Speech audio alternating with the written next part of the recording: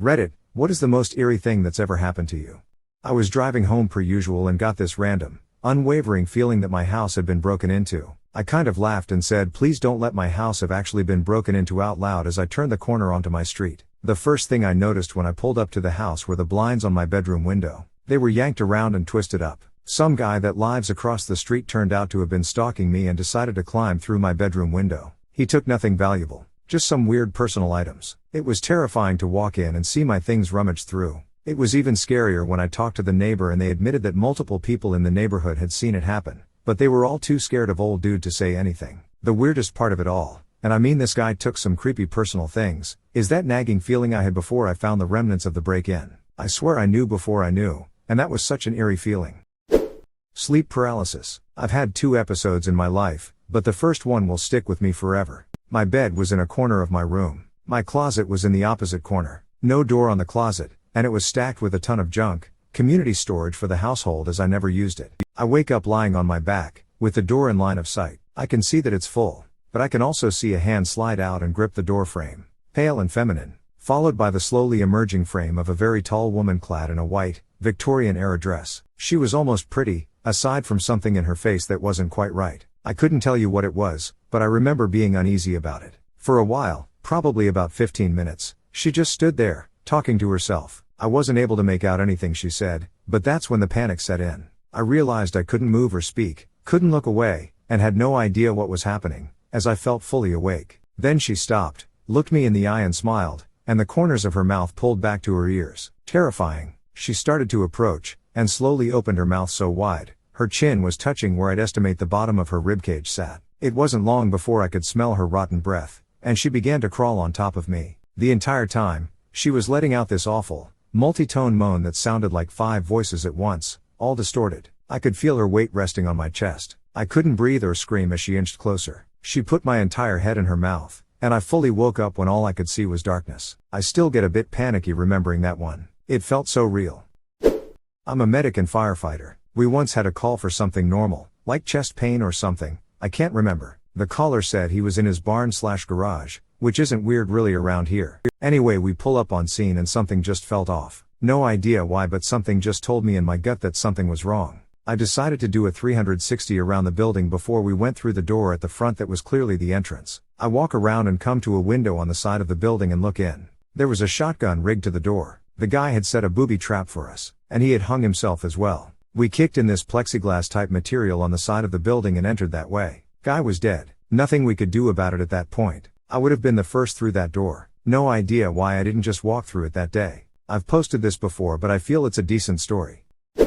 One time my husband and I were lying in bed and the bottom drawer to his nightstand slammed shut. There was no logical explanation for why that happened, and we still don't understand to this day. Edited to add, I should clarify that we were both awake when this happened. We were just lying there reading and playing on our phones and we both heard the drawer shut clear as day. My husband has a habit of keeping his lower drawer open and we looked over and it was closed. Very weird. This happened last year. I was having a recurring dream where I was in the woods at night. I noticed a campfire in the distance. Whoever was sitting at the fire notices me and yells out, "Hey, what are you doing out here?" and starts moving towards me until I wake up. Late last summer I decided to go out to the woods for a hike. Once I got out there, I needed to pee. I hopped off of the trail to get closer to the creek so I could take care of business and not worry about anyone walking up on me. As I approached the creek, I see a hidden shelter and a man setting up a campfire. When he noticed me, he said, "Hey, what are you doing out here?" Nothing else happened. I apologized and went on my way. It was the only time in my life that I had dreams of an event before it happened. I was pretty shook at the time. I had one of those dreams that you couldn't wake up from. I knew I was asleep and I was aware, but I couldn't wake up. I was absolutely terrified, thinking that I was stuck in like a coma or something. I had a gun with me for some reason, and as the terror of not being able to wake up grew, I for some reason had a thought and belief that if I killed myself in the dream I would die in real life, and that was a better alternative than being in a coma. So I brought the gun to my head and pulled the trigger. I physically felt pain in my temple and heard the shot. I woke up right afterwards. I once met the same set of twins in the same day, one after the other, one at a library and then another at the mall.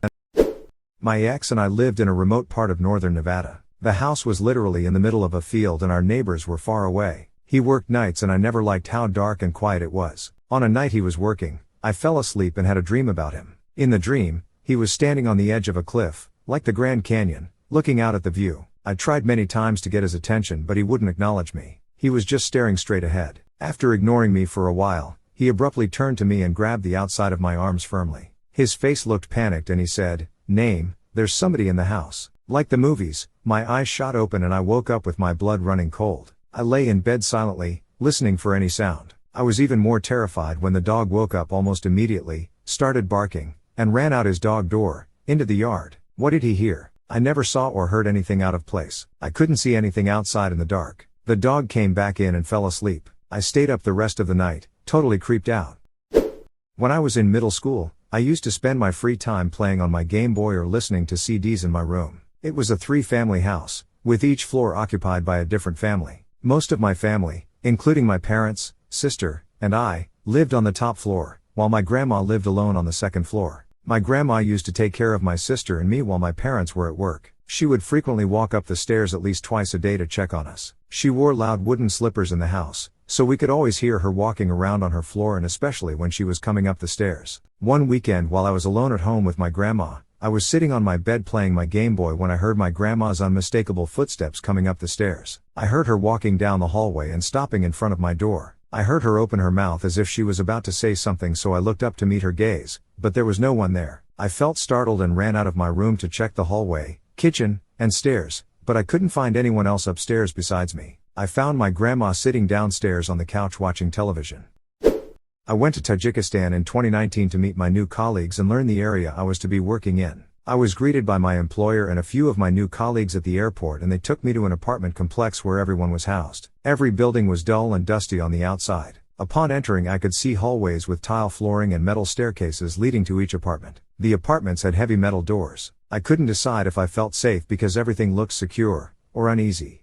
Because why did everything need to be so secure? We walked up to the 3rd floor and entered the door on that landing. As I walked in, I was shocked. The floor was covered in immaculately detailed rugs, beautiful wallpaper covered in sparkling gold, plum and emerald colored designs, massive crystal chandeliers and beautiful antique furniture. It felt like I had just walked into an underground palace. There were 2 women that took my things, showed me to my room and offered me tea, cake and a variety of snacks. Everyone was so kind and welcoming. It was around 6 p.m. and the women had prepared dinner for everyone. I was the only female in the group of colleagues. We were ushered into the dining room that had a long table close to the floor and surrounded by big beautiful floor pillows. We ate, laughed and had good conversation. Come bedtime, one of the ladies brought towels and toiletries to my room and let me get settled in. She told me to lock my door, which I would have done regardless. The doors to the rooms were also a heavy metal door with large sliding locks on them. After I freshened up, I got into my pajamas and got into bed to call my husband. We talked for about an hour before I started falling asleep. I woke up in the middle of the night with my phone in my hand. I could hear someone singing. I didn't understand the words, but it sounded sad. Made my hair stand up on end. It sounded far away. I got out of bed to look out the window. In the distance was a mountain range with faint lighting behind it as if the moon was setting behind it. The singing was coming from the mountains. It was both beautiful and eerily terrifying. I lost track of time, not even sure how long I was standing at the window. I asked about it the next morning at breakfast and everyone just kind of looked at each other. Never gave me an explanation. They just said some things here are ancient. I'll never forget that experience. During a severe thunder/lightning storm one night, I was alone in the cathedral, high up in the loft above the nave, practicing the large pipe organ for a forthcoming recital. The flashing lightning illuminated the stained glass around the pipes with such intensity that it made the biblical characters seem to jump out of the windows and remain suspended in mid-air all around me, as if they had somehow come to life. When I was 13 to 14 years old, some older boys threw rocks from a demolition site at me and my friend. One rock hit me in the face and knocked me down. I started bleeding profusely on the sidewalk and my friend was freaking out. We did not have cell phones since it was the 1990s and weren't near a payphone. An older man in his 50s or 60s stopped in a pickup truck and asked us to get in. My friend was like, "OMG," but I said, "No, let's get in, it's fine." This older man felt really trustworthy, but I didn't know why. My friend got in with me and he drove us straight to the hospital. The hospital took his name, my friend's, and mine when we got to the ER, and the man peaced out. I had problems from the injury for 2 to 3 years, but I'm fine now, other than a small dent in my skull. My mom told me I should look him up in the phone book and call to thank him. There was exactly one name that matched his. It was an unusual name. I called it. The woman who picked up told me he had died 6 months earlier, but his physical description matched what both my friend and I recalled. I was able to look up his obituary and the photo matched his appearance. It was definitely eerie, and to this day, I don't really have any explanation for it. When I was very young and first started wearing makeup, I stopped by a pharmacy before going home from making a school project with my peers at their house. I ordered a cab and stayed at the entrance of the store near the auto doors. A very old tall man came in and flirted with me. I froze and he towered over me. He grabbed my face. I think his grip really scared me back then. He said he'd be back and went inside. People walked past and nobody spoke up. When the taxi came, I ran inside and cried. A friend of ours gave us a clock she had before going into care. When she died, her clock stopped 10 minutes later. Brain death time can vary between individuals and can occur in 10 minutes or less. I don't really believe in that stuff. I think it's just an eerie coincidence. Edit. Better information. Clarification. About 10 years ago, my wife and I were watching Paranormal Activity on TV. It was late at night. As soon as the final scene, terrifying, was over and the credits started rolling, we heard a large dog barking outside our front door. We lived in an isolated house in the country, had been in the house for years, and had never heard any dogs nearby. I ran upstairs and opened the door. No dog. Nothing. Dead quiet. My wife immediately swore off horror movies and hasn't watched one since. I have quite a few, but one of the ones from my childhood was a night. I had to be 12 to 15, and was home alone. I was playing on the computer in our den and directly across from it was the door that went up to the pantry, which had a set of stairs that led to the attic. Suddenly I heard a loud thump, then the repeated thumps as something fell down the stairs. My heart stopped because there was a door at the top of the stairs that shouldn't have allowed anything to do so. I remember getting up and walking over to the door but being unable to touch the knob. Then the sound of pacing started above me. Slowly walking backwards, I returned to the den and curled up in a ball on the couch staring at that door as the sound of a thump followed by the sound of something following down the stairs happened again. This continued on for hours till shortly before my parents got home it stopped and never happened again. My dad went up after they got home and confirmed nothing was moved or anything, but I hated being alone so night after this. This was the same house. I wouldn't shower if nobody was home either though. It was just a bit odd. The one we moved into after this one was worse though. I grew up in a two-family house. Me, my parents and siblings living on one side, my grandmother on the other side. You're able to access my grandmother's side through a single door in the house. Once she passed away, I slowly took over her side since I was in high school and wanted my own space. One night I was walking to my room at the end of the hallway. There was a small mirror on the wall at the end. It was pretty dark, but I was still able to see. Right before I entered my room, I had looked up into the mirror and saw my grandmother standing behind me. So terrifying since this was around 3 a.m. I had to leave the house and stay with my girlfriend. Fascinated by the many plagues on ancient Rome and the fact we hadn't had a big pandemic since 1917, I started writing a dystopian novel about one in 2016 as a satire on our, America, lack of public health care. The novel was set in December 2022. Oh, so close. I was over at my parents' house and watering their plants this winter when they were on vacation. I go to my car and put in the reverse and this old man walking on the pavement and I make eye contact. He smiles at me and I smile back. And then I am out on the way and putting in the forward and going to drive away and I still look at this old man. But then when I look forward and start driving away, he is absolutely gone. I look in all the mirrors and turn my neck and he is nowhere to be seen. Just gone. This is kind of a weird one, but no ghost crap. One time I was home alone after school laying in bed trying to take a nap, still 110% awake the entire time. I had only laid down like 2 minutes before all of this and I'd take forever to fall asleep on a good day, when suddenly there was this massive rumbling that shook my entire house, kind of like thunder but much lower in pitch. It must have gone on for at least 15 seconds, because I had enough time to think, wow, this is going on for a long time, get up and walk to and open my window before it stopped, so clearly not a dream. I was looking in the direction it came from, and on the horizon, would have been about 20 miles away if I had to guess, there was a massive rounded dark cloud that was just cresting the horizon that sort of looked like the top of a mushroom cloud, but the stem was past the horizon. It was almost but not quite chilly outside as it was the very beginning of fall with absolutely no wind and incredibly clear skies, and as I spent like 20 to 30 seconds looking at that cloud, there was sudden a massive gust of very hot wind that lasted about 15 seconds, like knocking over my trash cans kind of massive. I was still pretty young, and my mom worked at the hospital, so I tried to call her, but for like 30 minutes I would only get an automated message that the phones weren't working. When I finally got through, I explained and asked her if she had heard anything about it and she had no idea what I was talking about. In conclusion, I essentially spent half an hour thinking that there might have possibly been some kind of massive explosion or nuke in New England, and this would have only been a couple of years after 9/11, so that wasn't an entirely unreasonable thought. Apparently I must have been the only one teleported out of my original dimension to this practically identical one where the bomb never went off right when the shockwave hit. Or not, who the fuck knows.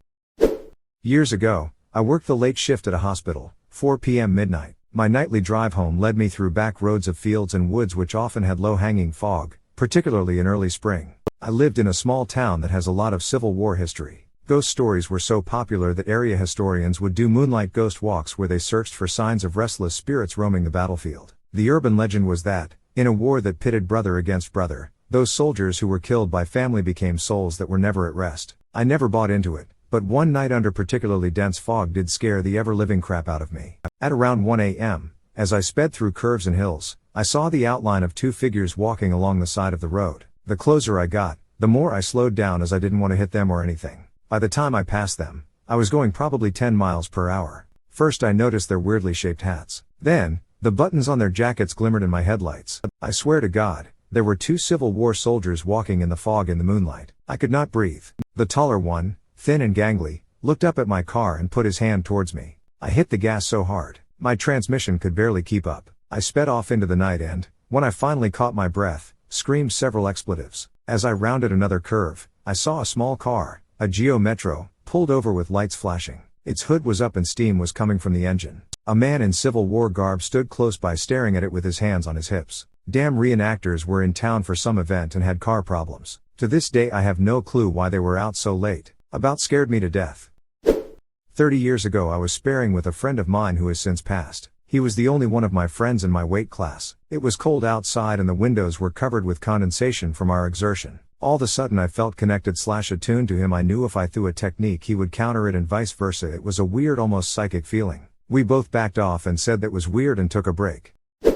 I was a manager of computer repair for a retailer a couple years ago. We had a client's computer in the back running various malware and virus scans. I was doing morning paperwork in the back near the computer. This PC had its screensaver on displaying random photos from the My Pictures folder, various family members, children's birthday parties, the usual stuff. Then I swear to God I saw a picture of a woman from the shoulders up with her throat cut. As soon as I realized what I was making out I directed my full attention and it was back to photos of a car show. As the day went on I thought nothing of it and proceeded continue my work until I was bringing another customer's PC to the back to work on, and again from my peripheral I could have sworn I saw a bloody body and bound in a trunk of a car. At that moment I began to freak out. I grabbed one of my employees, explained to him the situation. We then sat for 10 minutes and watched this screensaver. It is against company policy to search through the client's personal files without absolute just cause. We then proceeded to see a photo, two bodies in a shallow grave out in the woods and another photo of a severed hand down in kitchen drawer. I then went and got the general manager and informed him of the situation and had him view this screensaver. We then felt that it would be in everyone's best interest to contact law enforcement. In about 15 minutes later, owner of the computer and another gentleman show up. I proceed to tell him that his computer is not ready and it will be a while. He then informs me that he was called there because someone reported there was some photographs of a grisly murder that we had found. I showed him his computer and then his partner then begins to laugh at him. Apparently he went against police policy and took some of his work home with him and had never noticed his work photos were being used as a screensaver. And #X200B /TLDR a detective unknowingly brings me his computer filled with gory homicide pictures that get mixed in with his screensaver. I soil myself thinking I am dealing with a murder. Call the cops and the detective returns to investigate his own computer. I once heard someone tapping on my bedroom door while no one else was home except for me and my girlfriend, but she was asleep next to me. I was once having a nightmare that ended with something, an animal I think, stabbing me in the back with its claws. The pain woke me up, but when I woke up I still felt the pain and was paralyzed for about 15 minutes, not to mention the amount of fear and chills that I felt that day. When I finally got up and looked at my back in the bathroom, it was red like something hit it really hard multiple times and I felt the pain all day. I still have no idea what that was. This happened in the early to mid-70s to a female teacher of mine. We'll call her Sandy. She was house sitting for a couple who were out of town for a few months. It was an old 3-story house the couple had restored. It was a dark night and it was raining outside. Sandy was watching TV but she kept feeling uneasy. She felt like someone was watching her. Over and over again she'd look around and see nothing, but the feeling wouldn't go away. Finally, she firmly decided that she was just being silly and started ignoring the feeling. That's when the man attacked her. Sandy struggled with him, pushed him down and grabbed an old heavy antique table lamp. As he came back at her, she swung the lamp hard with both hands and cracked him right in the head with it. He dropped unconscious and bleeding. She called the cops. He ended up in prison and physically messed up for the rest of his life. Sandy was a teacher and a tennis coach. I imagine it was the most satisfying swing of her life. This happened to both me and my aunt. Over 20 years ago we were sharing a former old beach shack that had been converted into a rather cute little rental cottage. After a while living there we independently both started feeling a bit funny about the place, just uneasy and feeling like we were being watched. The vibe started to get a bit ominous. Eventually I started having weird dreams where it felt like I was being pushed out of bed. Literally it felt like there was a set of hands in the middle of my back trying to push me. I could feel myself moving across the mattress, the sheets bunching up under me. It felt so vividly real it really weirded me out. I've never had any sleep paralysis or anything like that, so it was strange. My aunt ended up getting a new job and having to move after only a few months, so being a poor uni student I had to move as well. A couple of years later we were talking about that house, and that's when we found out we were both feeling weird about the place, and my aunt had been having the exact same dream as me, complete with the hands in her back and the moving sensation.